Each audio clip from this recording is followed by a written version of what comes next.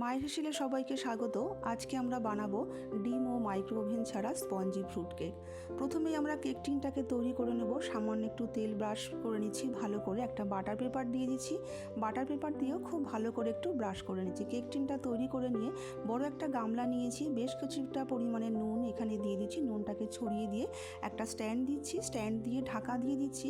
ঢাকনাটার মধ্যে একটা ছিদ্র আছে, লবঙ্গ দিয়ে বন্ধ করে 10 মিনিটের জন্য ফ্রি হিট করে নিচ্ছি। একটা বোল নিয়েছি, একটা বাটি নিয়েছি, এই বাটির মাপ করে সমস্ত কিছু শেয়ার করব।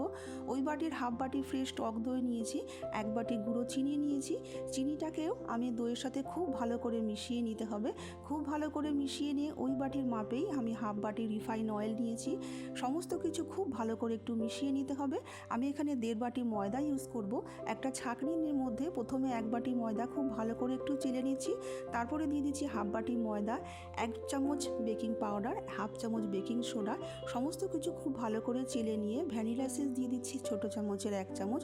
খুব ভালো করে সমস্ত কিছু মিশিয়ে নিয়ে ঘনত্বটা একটু গাঢ় হবে। আমি ওই বাটির মাপ করে দিয়ে দিচ্ছি হাফ বাটি দুধ।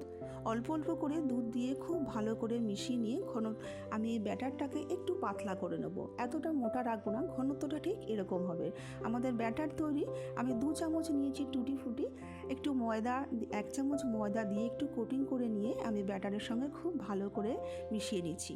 ব্যাটারটা তৈরি হয়ে যাওয়ার পরে কেক টিনের মধ্যে দিয়ে দিচ্ছি। কেক টিনটাকে একটু ট্যাপ করে নিচ্ছি যেন ভেতরে এয়ারটা বেরিয়ে যায়। তারপরে ওপর থেকে একটু টুটি ফুটি ছড়িয়ে দিচ্ছি যেন দেখতে খুব সুন্দর লাগে।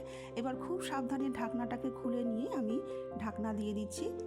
গামলার মধ্যে বসিয়ে 35 থেকে 40 মিনিটের জন্য।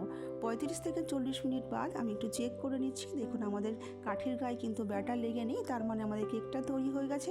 নামিয়ে ঢাকনা দিয়ে আমি একটু ঠান্ডা করে নিচ্ছি। ঠান্ডা হয়ে গেলে ওপরের ঢাকনাটাকে সরিয়ে নিয়ে ছুরি দিয়ে সাইডগুলোকে এইভাবে ছাড়িয়ে নিয়ে ওপরে একটা প্লেট দিয়ে আমি কেকটাকে বার করে নিচ্ছি। ওপরের বাটার পেপারটাকেও একটু সরিয়ে দিচ্ছি।